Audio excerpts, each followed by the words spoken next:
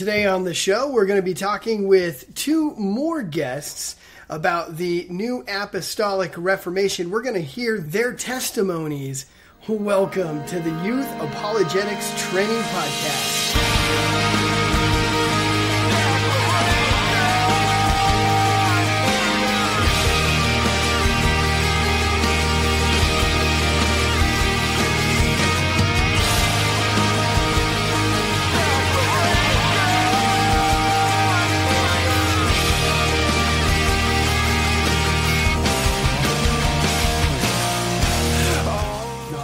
Welcome back. So this week, just like last week, we're going to hear from two more guests about their experiences from within the New Apostolic Reformation. Again, a lot of common themes. Something that I should probably mention, I think it's kind of interesting to know that the founder of the New Apostolic Reformation, C. Peter Wagner, died on Friday, October 21st. Now, I have to first say that's tragic. It's terrible. It's something that, you don't want to hear.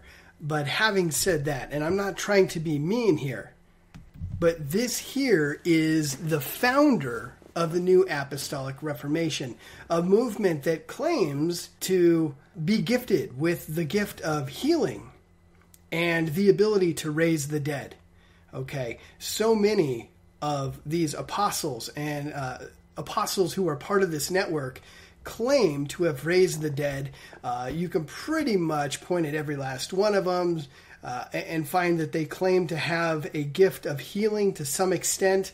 And you would think the most influential person in this entire movement, now, of course, as we've discussed a couple weeks back, C. Peter Wagner he wasn't the leader of the New Apostolic Reformation anymore, but I think we can all agree that he was still probably one of the most influential people to ever walk in this movement. I mean, gosh, he founded it.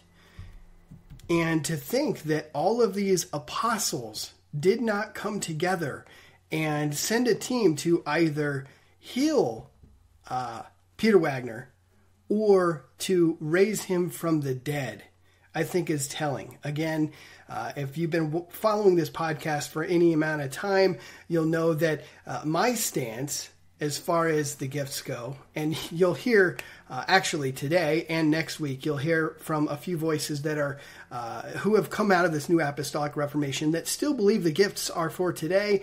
I'm leaning towards probably not so much, okay, and certainly not from this movement.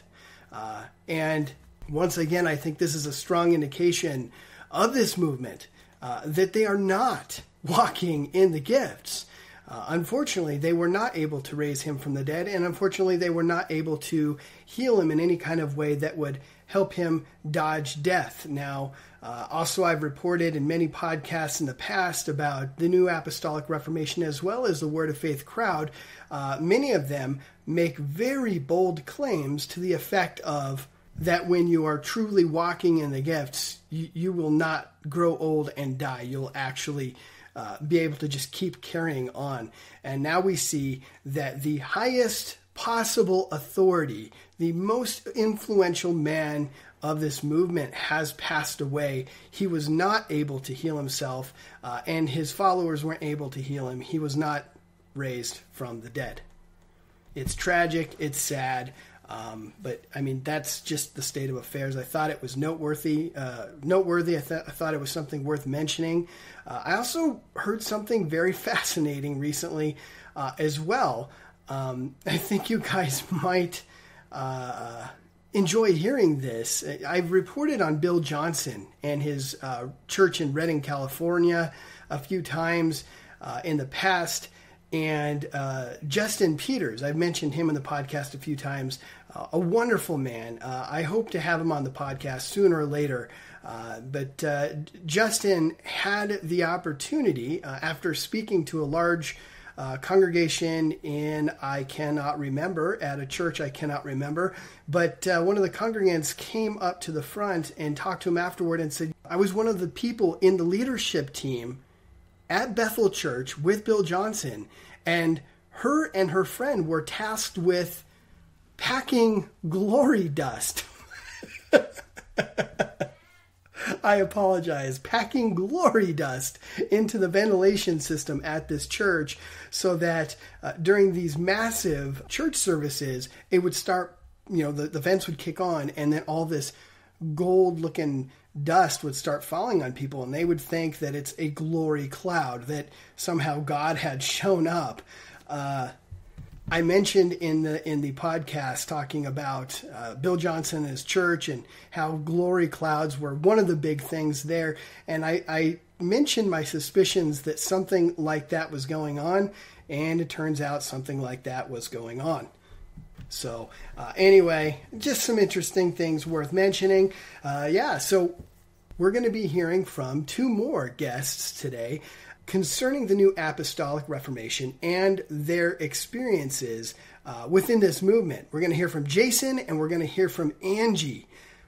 And so with that, let's just go ahead and pick up where we left off last week with the interviews here with those who are part of this New Apostolic Reformation, or rather a group who has come out of this movement. Again, all of these testimonies you can find in the booklet, Narrow is the Way. Have you really found it? You can find that on Amazon. And so anyway, with that, let's just go ahead and jump right in.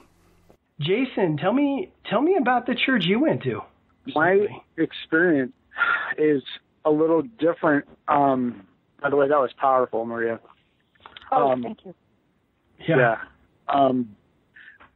This church is filled with very sincere people, and like Jacob Prasch says, just sincerely deceived. There's a lot of people still there today that very sincerely want God, but there's stuff that they battle, like pride and the flesh, of course, which is a forever battle. And the people, just like Maria said, the biggest thing that separates people is love of the truth. That is the consistent theme with anyone that comes out, is the love of the truth. Even when it's inconvenient, Yeah. I was raised in a Christian Science church. My mom was a Christian Science minister. She would speak at, the church that we grew up with, which was about 2,000 members strong. Whoa. And it's the exact same thing as Word of Faith. It's the exact same thing.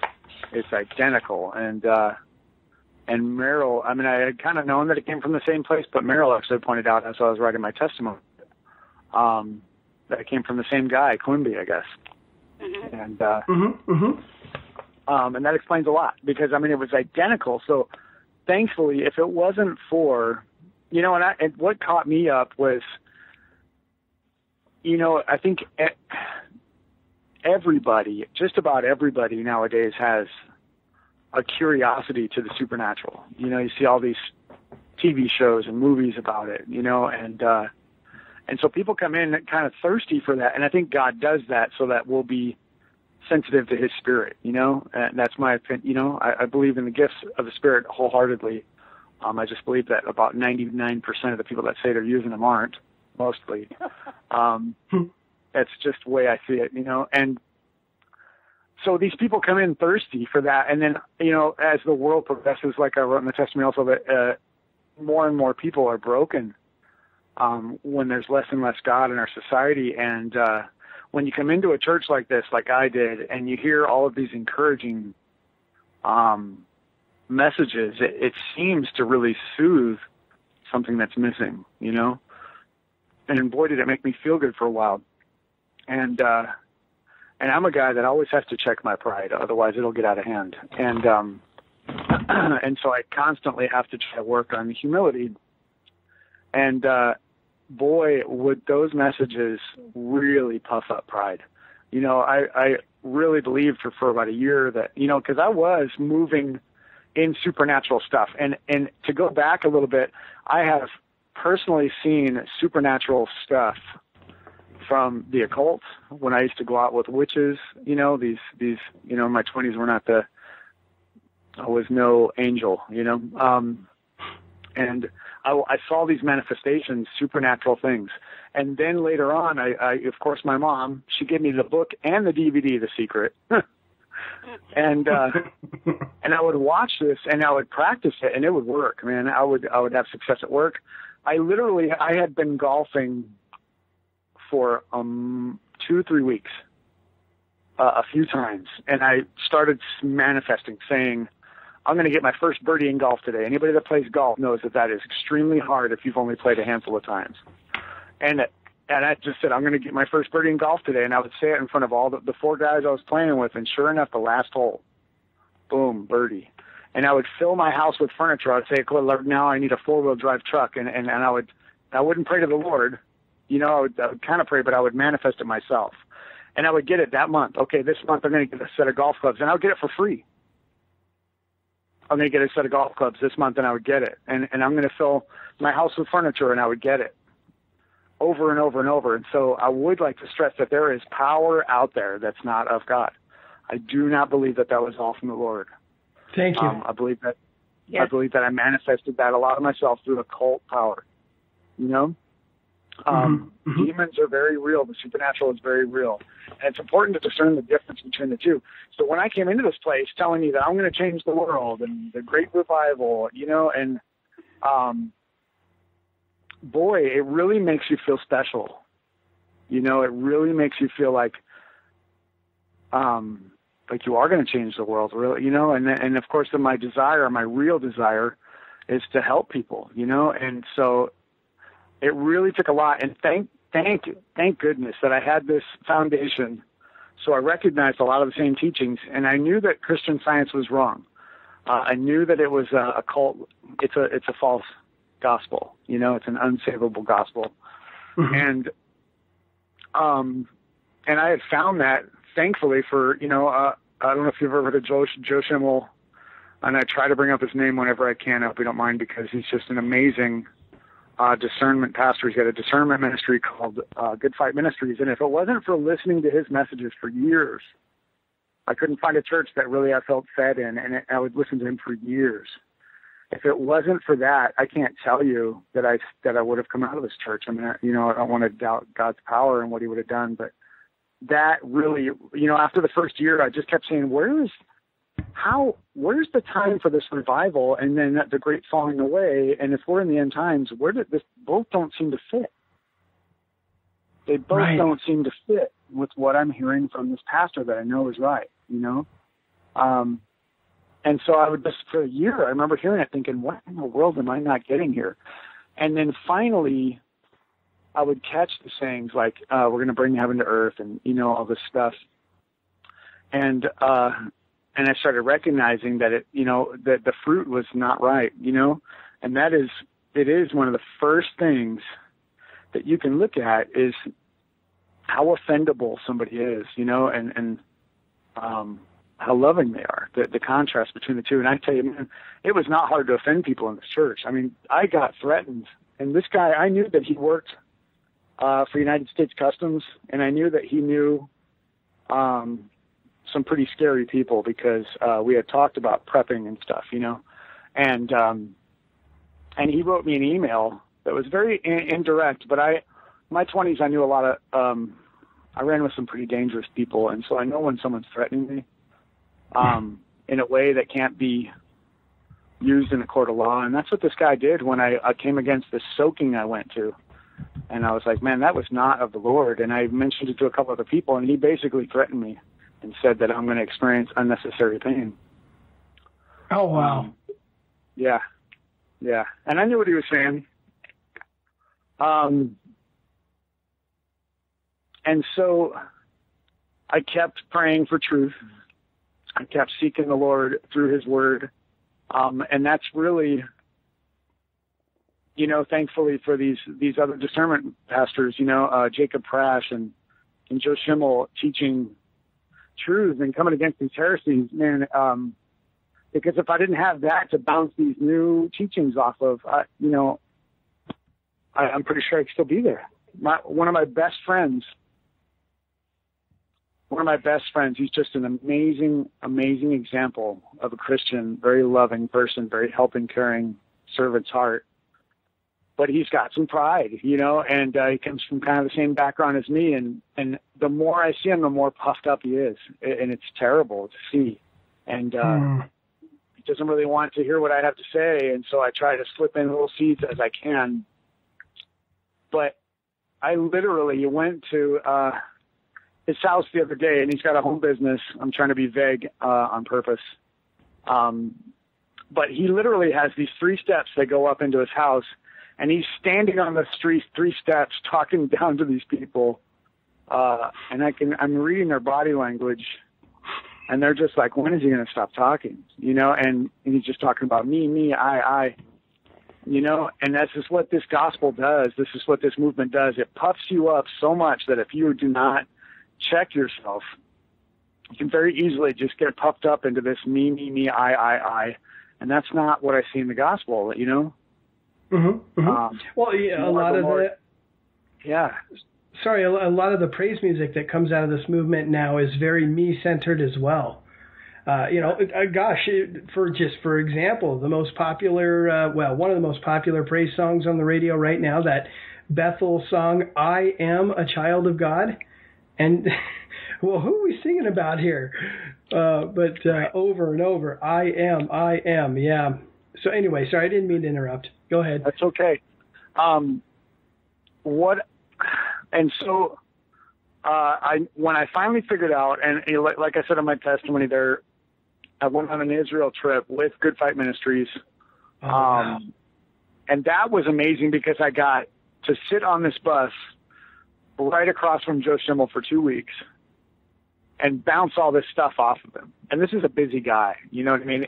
My understanding is that all day long he has to look at his phone and hit ignore. He just has no choice, you know, so that changed my life. And I remember talking about Patricia King is very highly connected to where I am. I'm in Phoenix, Arizona. Joy knows a lot that this is like a hub. It seems like the Southwestern hub for a lot of things, including spiritual teachings, you know, and he was telling me, you know, she's a scary name, and these names are scary too. They're a part of what's called the New Apostolic Reformation. And the Lord would bring these messages to me out of nowhere, like seemingly from left field. And as I was supposed to study a topic, it would come up. Sure enough, I come back from my trip, and I find Fighting for the Faith, you know, Chris Rosenborough, I think his name is. Yeah. Roseborough, I think his name is. And he's a Pirate Christian Radio. Yeah, that's it. A lot of these guys they're trying to warn people, you know, hey, this is wrong. This is how you read in context. This is wrong. This is how you read in context, right? And sure enough, he's doing a segment on Patricia King. And so all of these things would happen. I went to a church in Detroit, and James Gall was speaking, and my understanding is that they normally don't do this, but he said from the pulpit, I'm a part of a movement called the New Apostolic Reformation, and there was probably 3,000 people in that room. Wow. And as soon as he said it, discernment went up in my belly. You know, I like to call it that warm buzz in my belly. It'll tell me when something's wrong. And write that down. You need to study that. And I did it. You know, I'd never heard it before. And sure enough, I emailed Joe, and he's like, yeah, there's some pretty scary names there. The New Apostolic Reformation is this and that. And then, so that's pretty much how I came out, was seeking truth. I found people that are known to be reliable for doctrine. And that's really what separated me from going down this rabbit hole any further, was the love of the truth, continuing to seek, even when it was inconvenient, even when it hurt. Man, it hurt, you know, and then manipulated me quite a bit. I remember that the Christian psychologist, you know, I was warning. I was like, dude, this is what I'm seeing. This is not right. And he literally sat back with this smug look and said, what makes you think it's your job to say anything about this? Well, and I said, all of the new epistles were written to refute false doctrine. And he said, yeah, but they were written by men of influence. basically saying I had none, you know, and but who were they written to? They were written to all of us. Right. Right. Yeah. And wow. And he's one of those guys, just like Maria had described. I'm the type of guy where I won't always catch exactly everything that's happening in the moment, but I'll process it later. And over the next couple of days, I figured out just the impact of his condescension. I could tell that what I was saying felt on deaf ears. What I really would love to say, and stop me if you've got any thoughts that you want to chime in, Mike. Oh, go ahead. I'm trying to go as fast as I can, so because I heard you. You've got to be able to 10 minutes now. But what I really would love to say is that what the Lord is doing with you now is incredible, because He keeps putting you in these positions that are tied to this church. I found another church. The guy used to teach at Phoenix Seminary here in town, and he's a great teacher. And I'm going to this place. It's the middle of nowhere, and it's there's 20 of us there. That's it. And he's teaching systematic theology, which is fascinating. Guess what building they end up getting after this? The old building from the same church. So now I'm in the same building that I found this church in, and we're all connected. They have to have relationships with these people in order to keep the building, and this is back and forth. And I'm watching the fruit, and this church is amazing. The fruit that came out of it. I really want to stress there are very sincere people in this church. Amazing. They were so selfless in so many of the things that they did, but I think it's the pride that stops them from wanting to hear the truth. I remember hearing this pastor speak from the pulpit, telling us about these people that would come to him and have discussions about doctrine, and he would just dismiss them. And it's funny because later on I ended up being discipled by a guy that was one of those people that had lunch with him. And this guy's really well known in the ministry. He knows a lot of big names. He's actually related to somebody on TBN, a big name. And he knows that these people are false. And then all of a sudden, right now, you can probably even hear me, I move in with this amazing Christian guy I meet who's come from the Midwest. And guess what church he starts going to? It's the same church. So the Lord is doing something. You know, I ended up friending all these people on Facebook right before I left. I didn't realize that's what was happening. And so now I go on the internet and I share false teachings. They make it to this church all the time. All the time. They don't ever plug my name. They don't ever tell me where they got it, which is fine. You know, that's not why I'm in it. And they reach people there. I gave a couple people DVDs about the submerging church. And I heard the pastor reference one of those DVDs indirectly. And man, thank God, you know, it got all the way to him. And he actually said, I heard him say, right when Rick Warren's son had passed away. Oh, he mentioned it from the pulpit. He said that, you know, the very prominent pastor whose son was committed suicide this week. And he said from the pulpit, now we are worlds apart as far as doctrines, but we need to pray for this man. And I know, Amen. I literally had this conversation with the leadership a few weeks earlier, and they were talking about how he's this wonderful man of God, and that's why I gave them the DV. And so I know that there's two sides to this, and one is to be so separate that we cut ourselves off from really reaching anybody still in it. You know? Yeah. And the other side is to completely dismiss doctrine.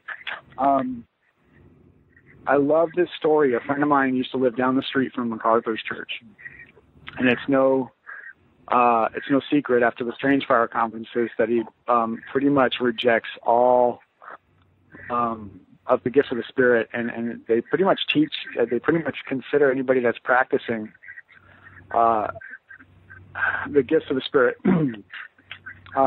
Charismania, they said throw the baby out with the bathwater, of course, you know, and they basically consider anybody that speaks in tongues and stuff not saved.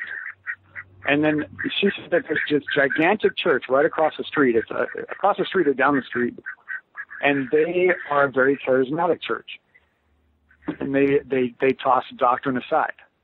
So you've got this one church that's all about doctrine. They just don't necessarily know about the gifts of the Spirit, right?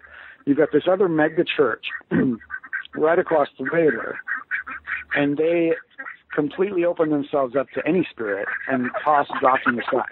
Complete polar opposites, right? Is there a flock of ducks by you? What is that sound? That's me, and I thought I blocked it out. Hold on 1 second. I'll try. I didn't know what to say. I'm trying to put my animals away. Hold on 1 second. Star 6, right?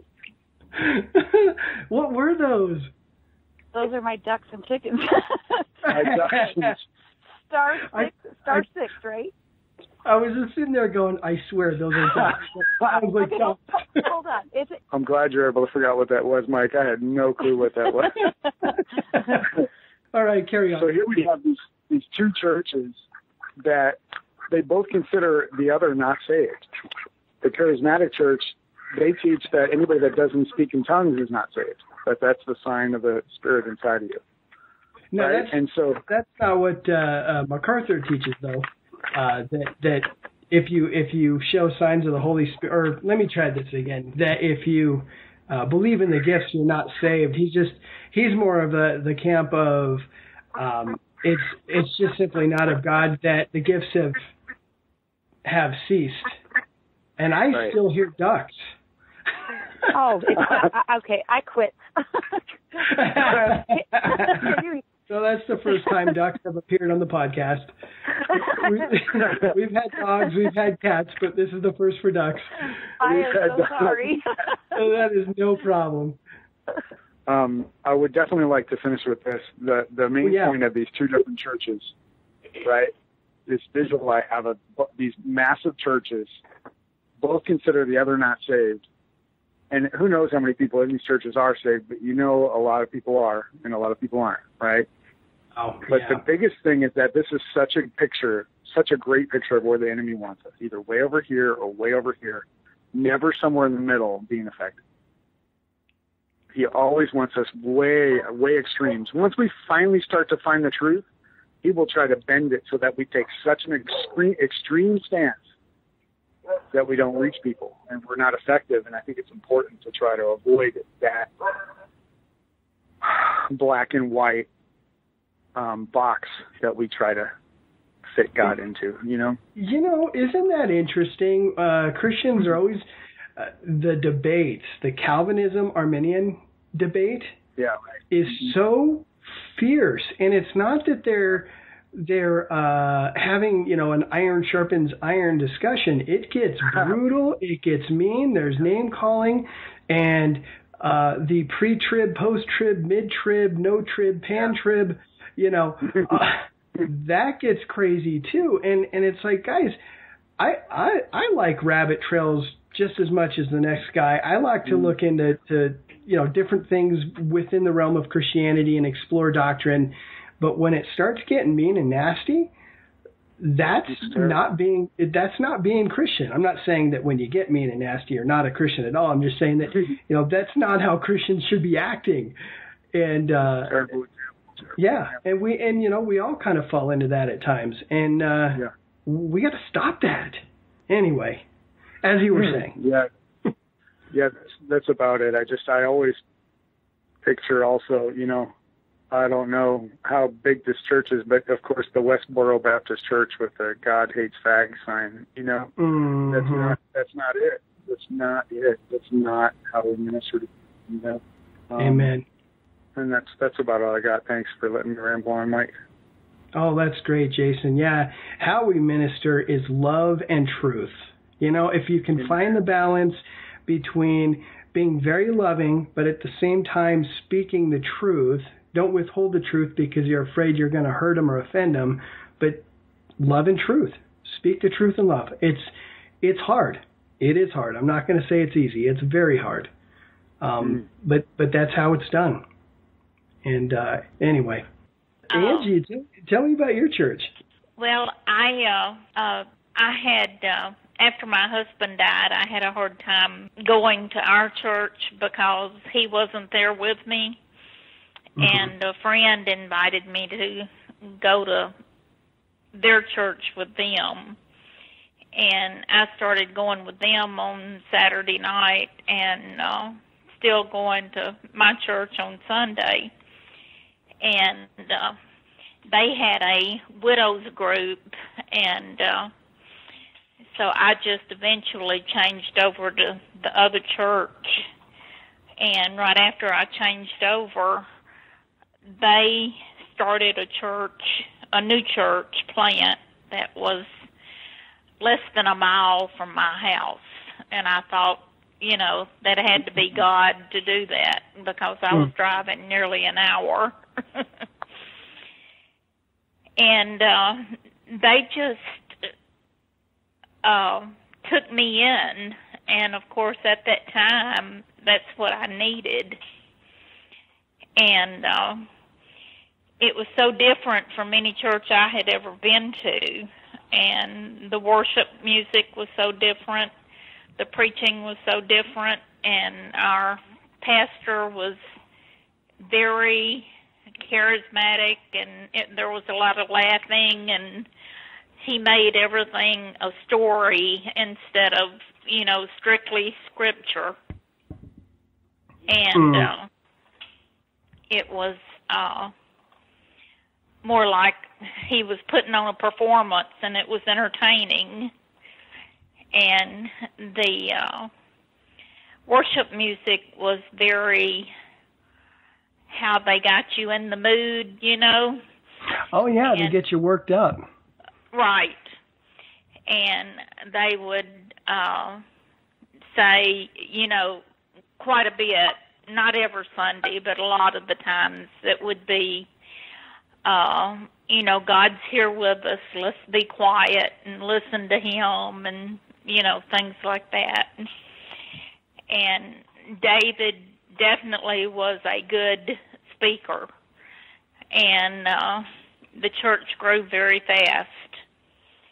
And being that the church started with 50 people, and they took me in because they knew, I didn't have children. My husband had passed away, and I didn't have any family there. And I needed that at the time, and I didn't see that I was being used at the time either, because anytime they needed anything, of course, I was there to do it. And my parents were sick, and so they moved in with me. And so, there was a lot on me, but I still wanted to, serve at my church like I did at the other churches I had gone to. And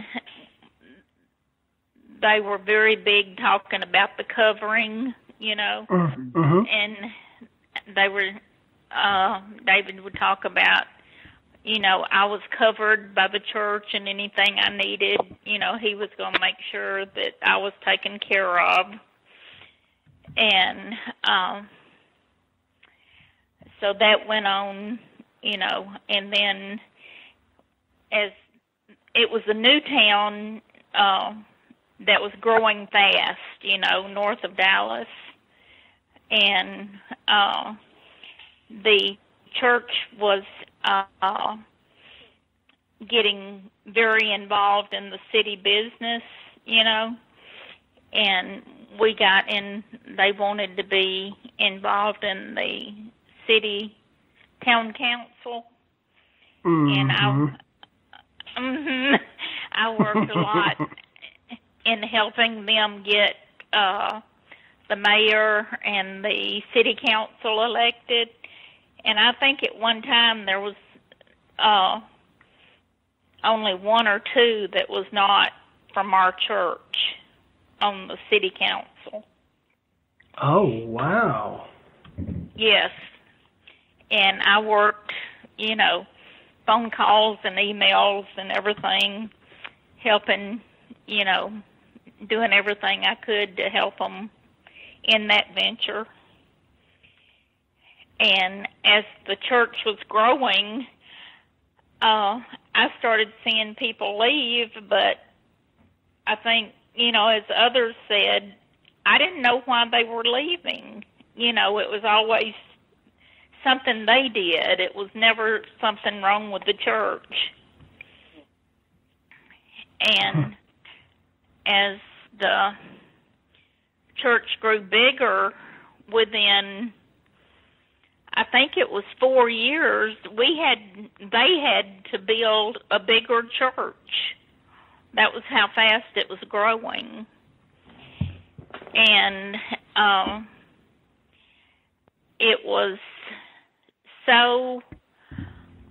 growing so fast and everything. And then, of course, I forgot who said leadership earlier. They put me in leadership, and I told them at the time, I'm not a person to be in leadership, and they convinced me I was. And I was leading a life group, and just anything they wanted me to do, I tried to do it. And I didn't know how to say no. Anything they needed, I did it, Mm-hmm. And then my dad died, and I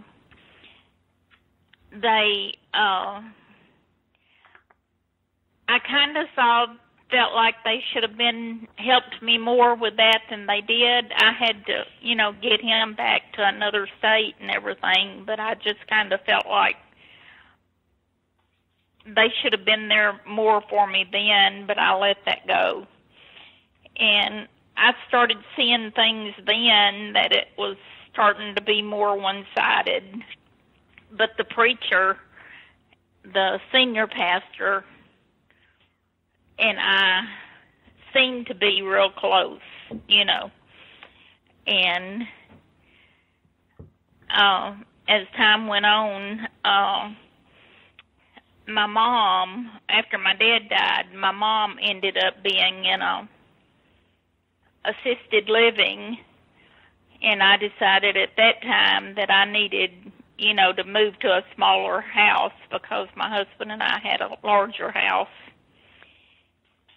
And so I found me a smaller house, and the pastor was going to take over selling the house for me so I wouldn't, get taken advantage of or anything.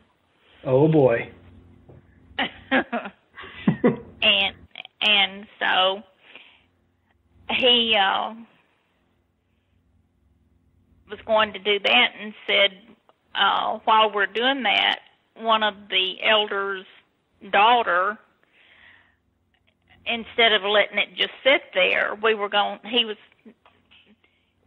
actually came to me and asked, and I said, talk to the pastor that was going to take care of it. It wasn't the senior pastor. He was going to have the pastor that took care of the finances of the church take care of it. And I told them to talk to them, and they thought it would be a good idea for the house to be lived in instead of vacant when people looked at it. Well, as soon as that couple moved in, they decided they wanted to buy it. And so that was fine with me, and I don't know how to go into this, but long story short, they kept putting it off and putting it off and putting it off. And I said, until they bought it, just pay taxes and insurance. And it went on for 15 months. And I was even paying the utilities. I couldn't, they wasn't reimbursing me for the utilities. So they weren't paying rent or anything. No. And I kept on saying, I can't keep doing this. And they said, don't worry, Angie, we're going to take care of you. We wouldn't let anything happen to you. And it just went on and on. Well, Mom kept getting worse, and my priority at the time was taking care of Mom. And Mom kept going downhill, and I kept saying, and they had by this time we had 5 pastors. The church had grown that big. And they would, we're going to take care of you, don't worry about it. And they were so convincing. And so finally my mom died, and I told them, this has got to end. I can't keep doing this, because here I had a house that I was making a payment for, and they were living for nothing. And I was paying theirs too, And so come to find out, they had told, the couple evidently had told people that they had already bought the house. And I told the pastor that they had so many days or they had to move out. And he told me that I couldn't make them move out of that house because I would look really bad to the church. Oh, boy. And at that point, I was great friends with everybody, and we had been friends. We went to each other's houses. We were, they were my friends. That was my family, since I didn't have any family. Mm-hmm. And on that day, it started, they didn't answer my emails, they didn't answer my phone calls. It just cut off, just like that. And I ended up getting a legal eviction, and one of the elders called me and tried to talk me into letting them stay, like another month or 2. Mm-hmm. And I told them no, that wouldn't work. The eviction notice was what it said.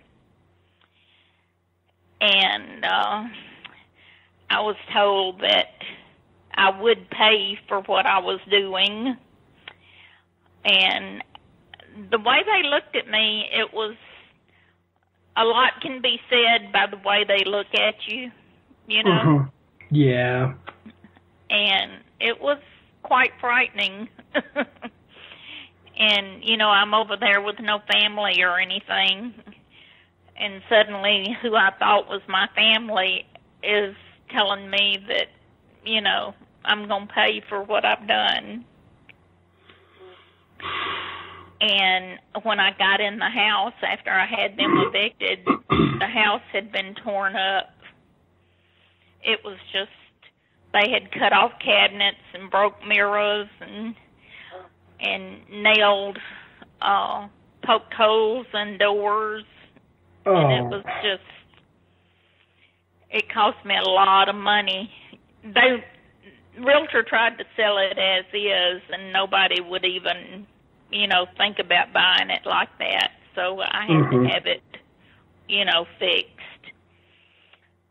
So it was just unbelievable, and all of a sudden the pastors who were, quote, my best friends, wouldn't talk to me or answer my phone calls. And what was really strange was about, I guess it was 4 or 5 months after all this happened, the senior pastor sent me an email and wanted to know where I'd been, that he had missed me. And I told him that I had tried to talk to him for 2 or 3 months, and he wouldn't answer my phone calls or my emails. And I'd tried to see him, meet him in the office, and he said that I knew that wasn't true, because he said, I would see you or talk to you anytime you needed anything. And I sent him a copy of the couple of the emails, and I never heard from him again. And the same manipulation you hear in so many different stories. The pastor just feels that they have this absolute power over the people, and that it's okay to do this stuff. Right. And there was 3 women that the grandmother of the couple that was in the house, she and another lady and I had been, the best of friends for all of these years that I went to the church. And the grandmother of the girl had said, now, I'm not going to be in this. I love you, Angie, and I love the kids, so I'm not going to be in this. And then after all this happened, she had told, she was telling everybody not to have anything to do with me, And there was some other people telling that too. And then the other lady, she was so mad, and she was saying she quit going to the church too. And she said that she had known the lady for years, and said that, she had never been able to truly trust her, but she never thought she would do anything like that, And I had no idea that, I say church people, Christians, would do anything like that. And it really caused me a lot of problems emotionally. Oh, yeah. And I was diagnosed with PTSD, and it just caused me a lot of problems. And I've had several people call me, and saying, well, they finally have come back to you and made things right, haven't they? And I've said, no, haven't heard a word, because, everybody thought that they would do it. And I live that close to the church, and the pastors wouldn't even come to the house and look to see what they had done to it. Oh, wow. Just kind of turn a blind eye to it then. Right. So it just really changes your trust in people. Mm-hmm. It's tragic, and I think in a lot of ways it's a symptom of this one, the covering theology that you don't question the leadership, and I think that goes all to their head. They get in this situation, and after a while they start living it out that, hey, you can't question me, and I'm not the only one that they treated wrong. So it's not just me. They've done some other people wrong there.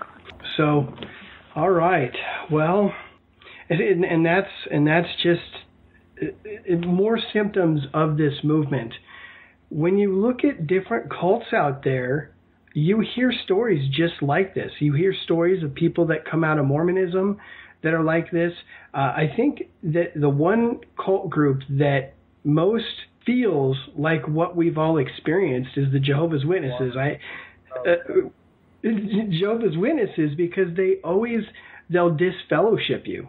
So first of all, you don't question the governing body and the elders. And if you do, they'll come over, they'll meet with you, they'll start bad-mouthing you, they'll start blacklisting you, they'll kick you out of the congregation, and then they'll disfellowship you. And when they disfellowship you, if you're employed by anybody that is part of the watchtower, you'll get fired. Your friends and family that are part of the movement will be basically barred from talking to you for the most part. All your friends cannot talk to you. It's terrible, and that's a lot of those same manipulation tactics you see within the New Apostolic Reformation and even a lot of the more hyper-charismatic churches where you have that covering theology in the mix. Right. That's when things really start getting messed up, and you must blindly submit to your pastor, who then blindly submits to some apostle or prophet, and well, on and on it goes. It's terrible. It's terrible. Mm-hmm. I wrote a letter to all of the elders and the 2 apostles, and I couldn't even get with them. They just totally would not acknowledge me as even being. It was just as if nothing happened. Okay, I'm going to stop right there. As you can see, guys, this movement, anybody who's come out of this movement, I'm sure you are nodding your head as you're hearing these different testimonies. It's more of the same stuff, this control, this manipulation, this covering theology, and then you can't question the pastor. And the pastor can bring up the most outlandish theological ideas and supposed revelations from God, and you can't question him. He can say God told him this and God told him that, and there's nothing you can do about it. And when the pastor does something that is questionable, that you look at in hindsight and you say, wow, that was absolutely wrong. That's just something you should not do. In these churches, the pastor gets away with so much.